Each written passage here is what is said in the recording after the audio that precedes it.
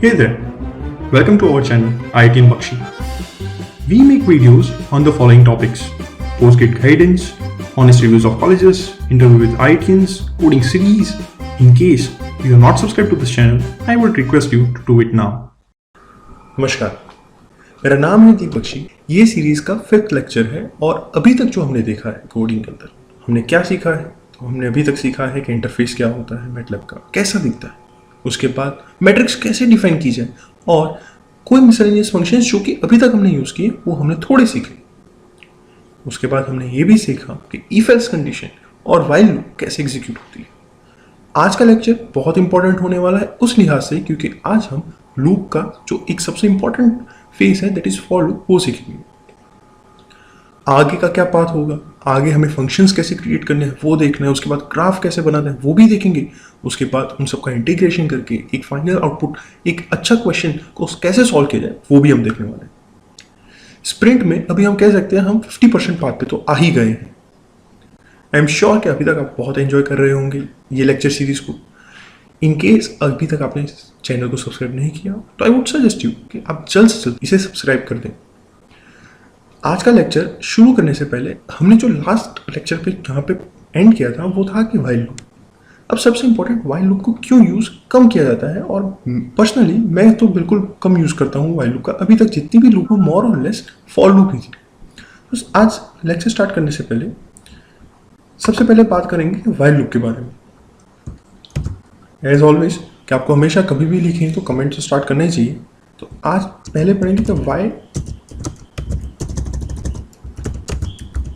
Loop is not used मोर। सबसे पहले अपने लास्ट टाइम कंडीशन देखी थी कि a इक्वल टू a-1। अब वो क्या था, वो आप या तो इंक्रीमेंट या तो डिक्रीमेंट जो भी आपकी कंडीशन है उस हिसाब से आपको करना रहेगा। लेकिन सपोज कीजिए आपने वो कंडीशन लिखी थी या नहीं लिखी थी और आप भूल गए वो कंडीशन, आपका जो कमांड है वो इनफाइनाइट लूप में चला जाएगा और आपको उसको डीबग करने में बहुत परेशानी हो सकती है। सपोज अगर वो मैंने नहीं किया होता तो वो इनफाइनाइट लूप में चला जाता। इसलिए ट्राई कीजिए कि अगर ऑप्शन है आपके पास तो आप बेटर है कि फॉर लूप यूज़ करें। तो आज हम पढ़ेंगे फॉर लूप। सबसे पहले कोड शुरू करने से पहले clear all CLC as always. आज फॉर लूप का सिंटेक्स पहले क्या है, तो for loop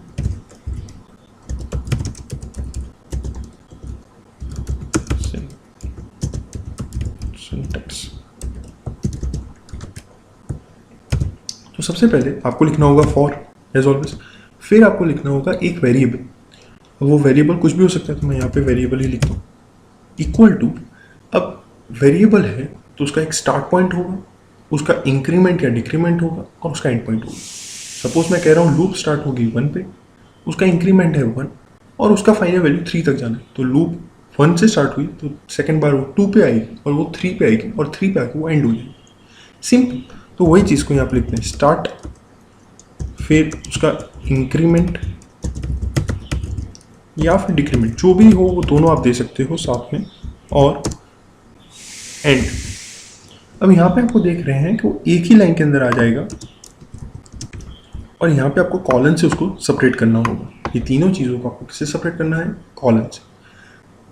if else loop के अंदर भी हमने देखा था कि इफ एल्स स्टार्ट होगा तो उसको जो क्लोजिंग होगा या उसका क्लोजर होगा वो उसके एंड से होगा। तो यहाँ पे भी आपको वेरिएबल के अंदर एंड देना होगा। सिंपल सिंटेक्स है इसका। सबसे पहले इसका एग्जांपल से ट्राई कर लेते हैं तो आपको और क्लैरिटी आ जाएगी।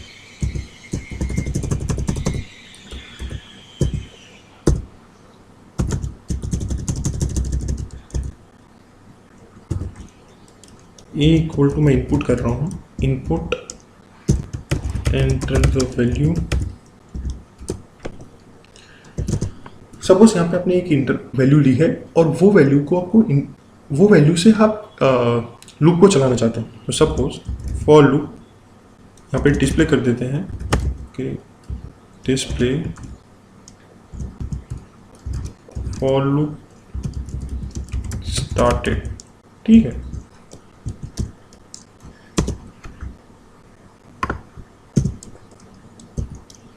यहाँ पे आपने कह दिया कि पहले आपने ए वैल्यू ली है एक वेरिएबल पे, उसके बाद आपने डिस्प्ले किया है कि यहाँ से लूप स्टार्ट हो। तो अब यहाँ पे हम लिखते हैं फॉर लूप कंडीशन। अब फॉर लूप के अंदर मैंने कहा था एक वेरिएबल होगा। अब वो वेरिएबल कुछ भी हो सकता है। जनरली आई जे के लेते हैं, तो इधर भी हम होमोजेनिटी को मेंटेन करते हुए यहाँ पे आई ले रहे हैं। तो फॉर आई क्या हो गया हमारा वेरिएबल। अब वो स्टार्ट कहाँ से होगा, मैं सोच रहा हूँ उसे स्टार्ट करने का ए से, और 5 बार वो इटरेट होना चाहिए, यानी 5 बार वो सेम की सेम चीज़ें वापस से वापस वो लूप के अंदर घूमनी चाहिए। कितनी बार? 5 बार। तो मैं चाह रहा हूँ ए से स्टार्ट हो, ये उसका स्टार्टिंग वेरिएबल है। अब इंक्रीमेंट मैं दे रहा हूँ 1, यानी पहले ए होगा, फिर उसके बाद e+1, फिर e+2, e+3, e+4 up to e+5। तो यहाँ पे जो इंक्रीमेंट हुआ वो क्या हुआ? 1 का। तो आपको यहाँ पे लिखना है 1। यहाँ पे जो 1 है वो मेंशन जो किया है वो बता रहा है आपका इंक्रीमेंट कहाँ तक जाना है, यानी उसका एंड वेरिएबल क्या हुआ, किस पे जाके उसको स्टॉप हो जाना है। तो मेरे को स्टॉप करना है a+5। जैसे ही आप लिखेंगे a+5, ये हो गया इसका क्लोजिंग स्टेटमेंट। अब यहाँ पे अगर हम डिस्प्ले कर दें, डिस्प्ले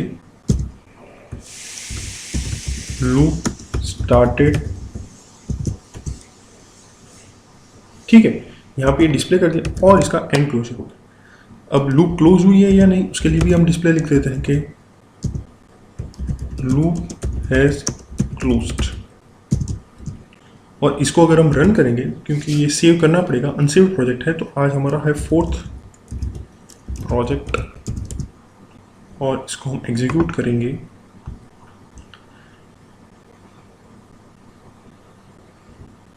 तो यहाँ पे इसने वैल्यू पूछी है ए की, तो ए को मैं लिख रहा हूँ 1। तो यहाँ पे आप देख पा रहे हैं कि फॉर लूप स्टार्टेड, यानी ये लाइन एग्जीक्यूट हुई पहले, उसके बाद यहाँ पे 5 बार, चूँकि 5 बार इटरेट करना था, तो आप यहाँ पे देख रहे हैं 1 2 3 4 एंड 5।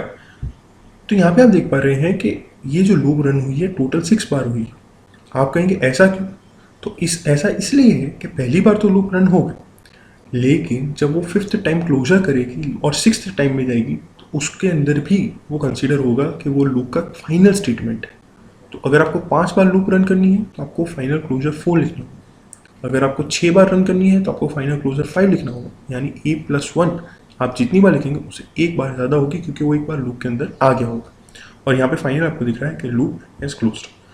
अब यहाँ पे हम लास्ट टाइम का जो सीखा था उसको भी इसके साथ क्लब करेंगे और कैसे यूज हो सकता है वो देखेंगे।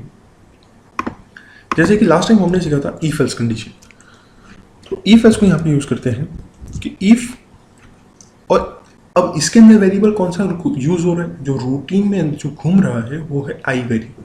ये वेरिएबल ऊपर आ रहा है, उसने सिर्फ इतना हेल्प की कि हमको कहाँ से कहाँ तक जाना है, कितनी बार लूप घुमानी, वो हमको जज कर दिया। लेकिन जो फॉर लूप के अंदर यूज हो रहा है, जो फॉर लूप के अंदर का वेरिएबल है, वो वेरिएबल है आई। तो यहाँ पे जो कंडीशन इफ के अंदर जाएगी वो होगी हमारी आई की कंडीशन।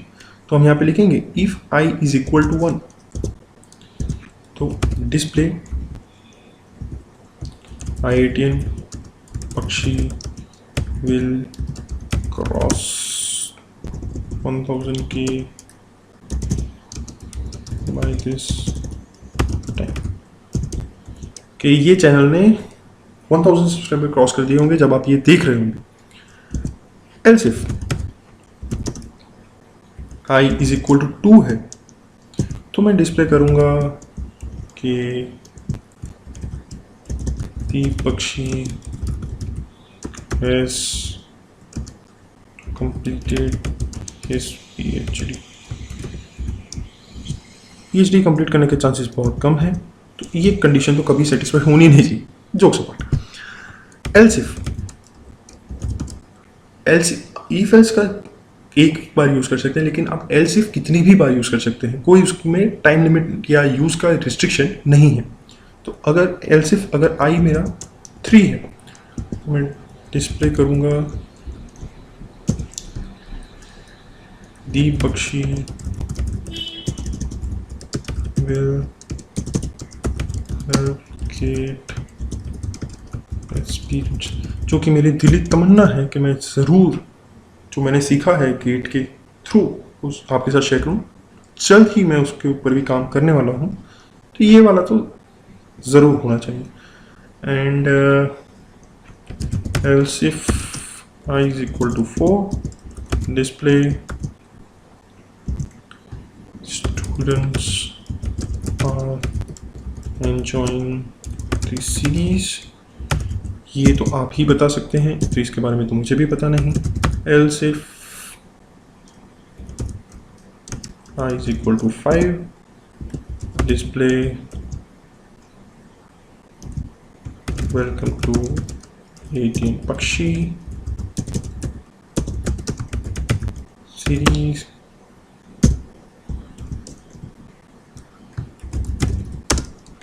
और फाइनल क्लोजर के अंदर हम लिख देंगे else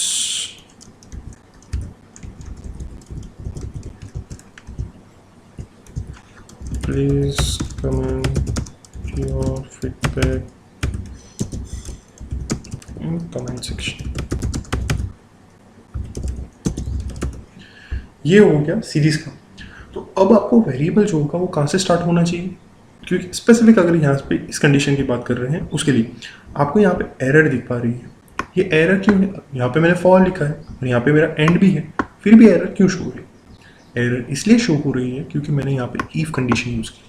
अगर मैं अंदर इफ कंडीशन यूज़ कर रहा हूँ तो उसका क्लोजर भी होना चाहिए। तो यहाँ पे एक ही एंड है, इसलिए मुझे यहाँ पे एक दूसरा एंड भी लिखना होगा। जैसे ही यहाँ पे एंड लिखूंगा तो जो एरर होगी वो गायब हो जाएगी। जितने फॉर उतने एंड, जितने इफ उतने एंड। तो आपको वो देखना है कि आप कहीं एंड मिस ना कर जाए। तो अगर आप इसको रन करेंगे तो यहाँ पे इस बार हम ट्राई करेंगे कि आई को 1 रखेंगे, ए को 1 रखेंगे, वेरिएबल को जो पूछेगा उसकी वैल्यू हमने 1 रखी है। तो यहाँ पे देख पा रहे हैं वो चीज़ें उसने कैसे एग्जीक्यूट की है। सपोज देखिए, अब इस कोड को समझते हैं कि कोड कैसे रन हुआ और क्या क्या हुआ। आप सोचेंगे कि आई के अंदर आया तो ये सारी चीज़ें एक साथ एग्जीक्यूट होनी चाहिए, फिर पांचों बार ये सारी चीज़ें एग्जीक्यूट होनी चाहिए। ऐसा नहीं होगा। पांचों चीज़ें अपनी अपनी स्पेसिफिक कंडीशन पे ही एग्जीक्यूट होगी। और इस कोड को आप समझने का ट्राई करते हैं कि क्या हुआ और कैसे हुआ। अब थोड़ा बेटर है। देखिए, जो लाइन 13 है कि enter the value of a, वो यहाँ पे लाइन आपको दिख रही है, first line, enter the value of a. अब हमने क्या लिखा है, ए की वैल्यू को 1, यानी ए की वैल्यू 1 असाइन हो गई है। वो आपको यहाँ पे भी दिख रहा है कि ए की वैल्यू है 1। अब यहाँ पे दूसरा कोड जो 15th लाइन पे जो है वो एग्जीक्यूट हुआ और उसने लिख दिया कि फॉर लूप है स्टार्ट। उसके बाद आई की वैल्यू ए से स्टार्ट होनी थी। ए की वैल्यू क्या है, 1। आप देख पा रहे हैं यहाँ पे आई की वैल्यू है 6। ऐसा क्यों है? क्योंकि वो हर बार लूप को रीटरेट करता है और जो फाइनल वैल्यू है वो आपको यहाँ पे शो हो रही है। तो यहाँ पे जो पहली वैल्यू आई ए 1, तो जब आई इक्वल टू 1 हुआ तो वो ये लूप के अंदर एंटर हुआ, फॉर लूप के अंदर। ठीक है, अब वो फॉर लूप के अंदर वो चेक कर रहा है कि मुझे कौन सी कंडीशन को एग्जीक्यूट करना है। मैं 1 तो हूँ, लेकिन उसके अंदर कौन सी कंडीशन। तो यहाँ पे इफ कंडीशन के अंदर पहली कंडीशन है कि फॉर आई इक्वल टू 1, यानी कंडीशन सेटिस्फाइड है। तो उसके अंदर जो लाइन है दैट इज 19th लाइन पे जो लाइन एग्जीक्यूट है वो ही एग्जीक्यूट होगी। और वो कंडीशन जो होगी वो आपको यहाँ पे दिखेगी कि आई बख्शी will cross 1000 by this time, hopefully it will cross. So जैसे ही ये क्रॉस हुआ, जैसे ही ये लाइन एग्जीक्यूट हुई, उसके बाद इफ कंडीशन सेटिस्फाई हो गई है तो वो बाकी सारी कंडीशन को चेक नहीं करेगा और वो यहाँ से एंड होके बाहर आ जाएगा। लेकिन बाहर वो फॉर लूप से नहीं आया, वो सिर्फ इफ एल्स कंडीशन से बाहर आया। और वो लूप में आया क्योंकि यहाँ पे जो +1 है, इसका मतलब उसका इंक्रीमेंट जो होने वाला है वो +1 होने वाला है। तो अब जो नेक्स्ट वैल्यू हो गई है आई की, वो हो चुकी है 2। अब वो 2 की वैल्यू जब अंदर आएगी तो वो यहाँ पे चेक करेगा। तो ये इफ आई इक्वल टू 1, ये कंडीशन सेटिस्फाई नहीं होगी।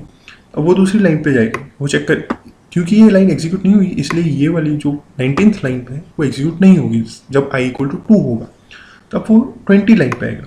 20 लाइन पे लिखा है इफ आई इक्वल टू 2। अब ये यहाँ स्टेटमेंट सेकेंड इटरेशन पे वैलिड है। तो सेकेंड इटरेशन पे जो लाइन होगी, ये लाइन वो एग्जीक्यूट होगी 21 वाली लाइन, और वो आपको यहाँ पे दिख रही है ये लाइन। ऐसे ही हर बार वो एग्जीक्यूट करेगा और आई की वैल्यू जैसे जैसे चेंज होगी और जो इफ एल्स कंडीशन के अंदर आई का जो हमने टैग लिखा होगा वो लाइन आपको वहाँ पे एग्जीक्यूट होती दिखेगी। फाइनल में जब आप आएंगे तो i equal to i plus a equal to a plus 5 होगा। अब ए है 1, आई इक्वल टू 6 होगा। अब यहाँ पे आई इक्वल टू 6 तो कुछ लाइन लिखी नहीं है, इसलिए वो जो एल्स कंडीशन थी वो लाइन को वो वहाँ पे मेंशन कर देगा। That is please comment your feedback in the comment section. ये तो आप कर ही दीजिएगा। So with that note we are good to go. आज हमने क्या सीखा? आज हमने फॉर कंडीशन को कैसे यूज़ करते हैं, उसका टैग क्या है, और इफ एल्स कंडीशन को फॉर कंडीशन के अंदर कैसे क्लब करके यूज़ किया जाए वो भी हमने सीखा। आई एम श्योर कि आपको ये वीडियो हेल्पफुल रहे होंगे और आपको कुछ सीखना मिला होगा इससे। मैं ऐसा बिल्कुल नहीं कह रहा कि आपको सब कुछ समझ आ गया होगा, लेकिन हाँ, एक धुंधला चीज़ें जो आपको समझ आने लगी होगी कि क्या चीज़ें हैं, कैसे चीज़ रन हो रही है। और हाँ, आगे की जो लेक्चर सीरीज़ है वो आपको पता चले कब आए और आपको पहले मिल जाए वीडियोस, उसके लिए आपको चैनल को सब्सक्राइब कर दीजिएगा अगर आपने नहीं किया तो। On that note, I am closing for the now. I wish you all the success, happiness and glory that is waiting just for you in the very soon time. Have a great day. Bye bye.